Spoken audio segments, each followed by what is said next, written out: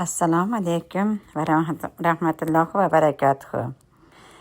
Mana biz sizlar bilan yana kanalimizda uchrashtiribmiz. Kanalimizga xush kelibsiz. Amerikadagi o'zbeklar xonadoni bilan tanishtirishda davom etamiz. Mana bu eshidan kiraverishdagi mehmonxona. Mehmonxonani mana shu yerda kiraverishdan o'ng qo'lda mehmonlarni kutib olib, mehmon qilib jo'natiladi. Undan keyin esa mana ro'paraga yuramiz. Bu yerda dam olish xonalari. Mana bu yerda bolalar uchun pianino yo har xil turli o'yinlar bo'ladi. Mana kattalar ham o'tirib, televizor ko'rib dam olinadi.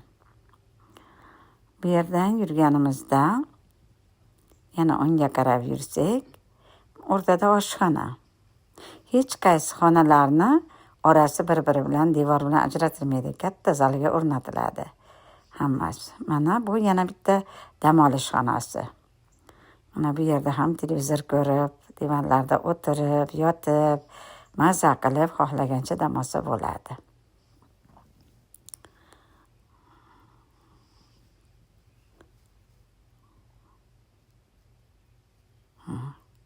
Qishda kamin yoqiladi. Bu endi ikkinchi etajdagi mana bolalar uchun, bolalar xonalarini oldi ochiq ayvonga joylashgan dam olish xonasi. Bu yerda ham bolalar televizorda multfilmlar ko'rib, har o'yinlar o'ynashib, mana shu yerda dam olishadi. Cholg'u asboblari ham bor.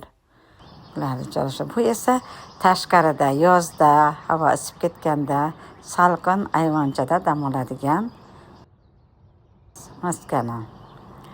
Mana bu yerda ham maza qilib o'tirib dam olsa bo'ladi. Endi bu eng pastda podvalda birinchi etaj deb nomlanadi. Bu yerdagi dam olish xonasi, bilyardlar o'ynab, mana razminkalar qilib, gimnastika mashqlarini bajarib, trenajyorlar bor. Mana divanlarda o'tirib, bu yerda ham charchaganda televizor ko'rib, maza qilib dam olsa bo'ladi. Mana shular dam olish xonalari edi. Yana sizga qanday videolar yoqadi? Kommentariyaga fikrlaringizni yozib qoldiring. Video yoqqan bo'lsa, bitta like bosib qo'ying.